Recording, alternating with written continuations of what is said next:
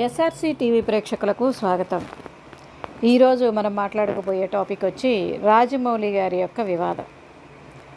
రాజమౌళి గారు అంటే ప్రపంచంలోనే చాలా గొప్ప పేరుని తెలుగు ఫిల్మ్ ఇండస్ట్రీకి తీసుకొచ్చినటువంటి వ్యక్తుల్లో ఒక వ్యక్తి.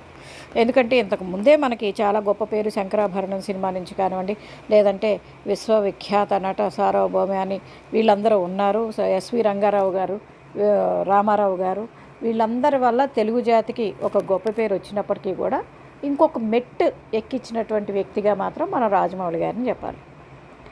అయితే ఇక్కడ వచ్చేటప్పటికి ఈ వివాదం వచ్చి ఆయన యొక్క స్నేహితుడిగా చెప్పబడుతున్న ఒక వ్యక్తి, అతని స్నేహితుడా కాదా లేదంటే ఏమిటి అనేది ఇంకా తెలియదు. ఈ ముందు తెలుస్తాయి. అతను విడుదల చేసినటువంటి ఒక వీడియో. ఇక్కడ మనం చెప్పుకోవాల్సింది ఏంటంటే, చాలామంది ఈ మధ్యకాలంలో ఆఫ్టర్ కరోనా మానసిక రుగ్మతలతో చాలామంది బాధపడుతున్నారు. అలాంటి వ్యక్తుల్లో ఇతను కూడా ఒక వ్యక్తి, లేదంటే నిజంగానే ఇతను జరిగినటువంటిది వాస్తవమా అనేది మనం తెలుసుకోవాల్సినటువంటి విషయం. మనం కాదు, జనరల్గా ఒకవేళ ఆ కేసుని సుమోటోగా స్వీకరించమని అతను కోరాడు కాబట్టి ఒకవేళ తీరిస్తే, అంటే వ్యక్తిగత విషయాలని సుమోటోగా స్వీకరించాల్సిన అవసరం లేదు. అతను ఇంకా చచ్చిపోయినట్టుగా, అంటే నేను చనిపోతున్నాను అని చెప్పేసి అతను వీడియో విడుదల చేశాడు. అతను చనిపోయినట్టుగా ఎక్కడన్నా రుజువు దొరకాలి. ఫస్ట్ ఆ కేసుని తీసుకోవాలి అంటే అతను చనిపోయినట్టుగా రుజువు దొరకాలి, లేదా అతను బతికుండగానే ఏం జరిగిందనేటికి అతను చెప్పినటువంటి దానికి అతను సమాధానం చెప్పుకోవాల్సి ఉంటుంది. అప్పుడు మాత్రమే కేసు తీసుకోబడుతుంది.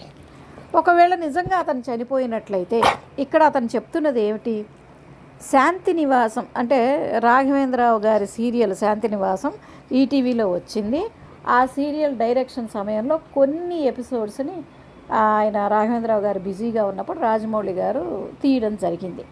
ఆ ఎపిసోడ్స్ కంటే ముందు జరిగినటువంటి ఇన్సిడెంట్ ఇది అని చెప్పేసి అతను చెప్తున్నాడు. ఏమిటి అంటే, ఒక ఆవిడ్ని మేమిద్దరము ఇష్టపడ్డాము. ఇద్దరము ఇష్టపడినప్పుడు రాజమౌళి నన్ను సాక్రిఫైస్ చేయమన్నారు. నేను సాక్రిఫైస్ చేశాను. లేదు, ఇద్దరం కలిసి ఉందాము అని నేను అడిగాను. అంటే ఆ సదరు వ్యక్తి ఎవరైతే ఉన్నారో ఆవిడతోటి ఇద్దరము కలిసి ఉందాము అని చెప్పేసి అన్నంట. ఇక్కడే మీరు ఒక అవగాహనకి రావచ్చు. అంటే ఏ వ్యక్తి కూడా తను ప్రేమించినటువంటి అమ్మాయిని నేను పెళ్లి చేసుకుంటాను, మన ఇద్దరం కలిసి మనం ముగ్గురం ఉందాము అని చెప్పేసి అండం. ఇతను అన్నాడు అంటే అతని యొక్క మానసిక స్థితిని మనం అక్కడే గ్రహించవచ్చు. అప్పటి నుంచే అతను మానసికంగా కొంత ప్రాబ్లంలో ఉన్నాడా, లేదు అంటే అసలు ఆ అమ్మాయికి ఇష్టమో లేదో కూడా మనకు తెలియదు. ఇతనంటే ఇష్టమో లేదో. ఇంకోటి ఏమని చెప్తున్నాడంటే, ఆర్య అనేటువంటి సినిమా మా స్టోరీనే, ఆర్య సినిమానే మా స్టోరీ అని చెప్తూనే మళ్ళీ ఏమంటున్నాడు, రాజమౌళి ఎందుకయ్యా నీ మీద అంత కక్ష కట్టాల్సిన అవసరం ఏమొచ్చింది అంటే, అతను చెప్తున్నటువంటి కారణం ఏంటంటే, మన యొక్క కథని నేను సినిమాగా తీస్తాను అని ఒక మాటల మధ్యలో అన్నాను. అప్పటి నుంచి టార్చర్ స్టార్ట్ చేశాడు. ఆల్రెడీ సినిమా వచ్చింది ఆర్య నా సినిమానే అని నువ్వే చెప్తూ, మళ్ళీ నేను ఎక్కడ ఈ కథని సినిమాగా తీస్తాను అని సరదాగా క్యాజువల్గానో అన్న మాటకి నన్ను రాజమౌళి టార్చర్ చేయటం స్టార్ట్ చేశాడు అనేటువంటిది అతను చెప్తున్నాడు. ఒకవేళ నిజంగా అదే నిజమైతే, అంటే ఆ సదరు వ్యక్తిందే చెప్పిందే నిజమైనట్టయితే, రాజమౌళి టార్చర్ స్టార్ట్ చేసినట్టయితే, అతను అప్పుడే నన్ను ఈ విధంగా టార్చర్ చేస్తున్నాడు, ఇదిగో దీనికి సాక్ష్యాలు ఇవి, దీనికి రుజువులు ఇవి అని అతను కేసు పెట్టేయడానికి అతనికి పూర్తిగా హక్కు ఉంది. అది చేయలేదు. నన్ను ఇండస్ట్రీ నుంచి పంపించేశాడు. నేను యమదొంగ అనేటువంటి సినిమాకి నేను ఒక ఎగ్జిక్యూటివ్ ప్రొడ్యూసర్గా ఉన్నాను. అందులో ఒక పేరు శ్రీనివాస సంథింగ్. మీకు గుర్తుందో లేదో, ఇంతకుముందు కూడా ఒక అతను, నేను చిరంజీవి గారి కొడుకునే, అల్లు అరవింద్ గారు నన్ను మేనల్లుడు అని అన్నాడు, ఆ పసివాడి ప్రాణం సినిమాలో నేనే యాక్ట్ చేశాను అని చెప్పాడు. నిజానికి పసివాడి ప్రాణం అనే సినిమాలో యాక్ట్ చేసింది ఆ బేబీ ఎవరైతే ఉన్నారో అది అబ్బాయి కాదు, అమ్మాయి. అది సుజిత, టీవీ ఆర్టిస్ట్ సుజిత. అంటే మన డైరెక్టర్ సచిన్ డైరెక్టరు సూర్యకిరణ్ వాళ్ళ సిస్టర్ ఆవిడ.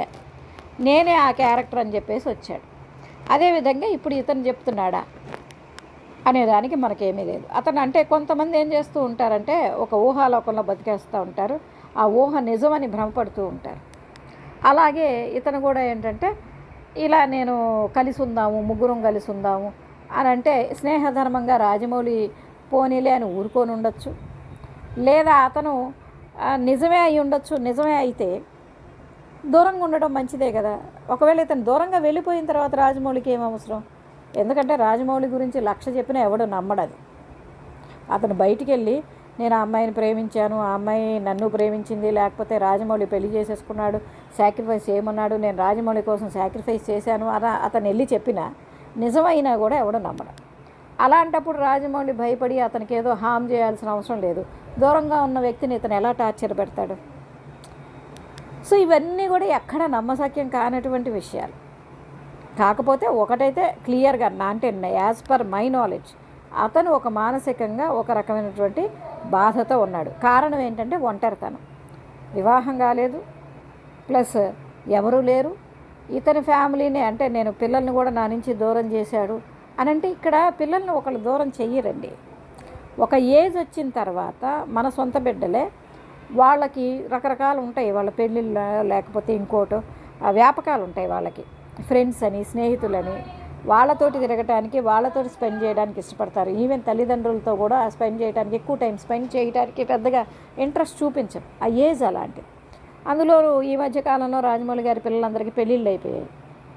ఆ పెళ్ళిళ్ళు అయిపోయిన టైంలో మరి ఆయనతోటి టైం స్పెండ్ చేయలేకపోవచ్చు. దాన్ని ఆయన కావాలని రాజమౌళి నన్ను విడదీస్తున్నాడు వీళ్ళందరి నుంచి అని ఆయన ఊహించుండొచ్చు.